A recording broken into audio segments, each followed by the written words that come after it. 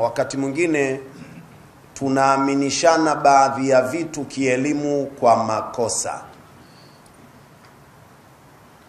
Na fikra hizi zimeletwa na baadhi ya watu.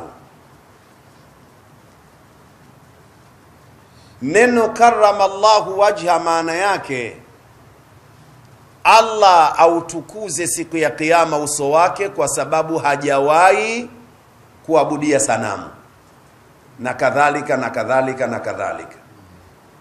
Lakini ndani ya kaima orodha ya masahaba wako wengi ambao hawakuwahi kusujudia sanamu.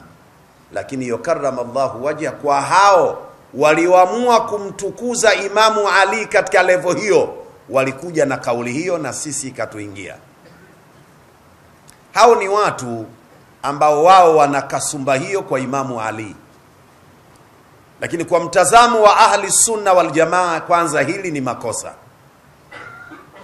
Hili ni kwamba tutaje wote radhiyallahu anhu kasoro yeye peke, na ingewezekana kwa uzito wa neno hili basi wa kwanza angepewa mwenyewe bwana Mtume Muhammad.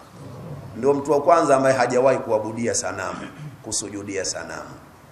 Lakini hajawahi kuambiwa karramallahu wajha. Masahaba wote radhiyallahu anhu. Hizi ni kasumba za watu fulani ambao nao wanajinasibisha na ufuasi bora wa Imamu Ali. Kiswali changu utakuwa unakielewa?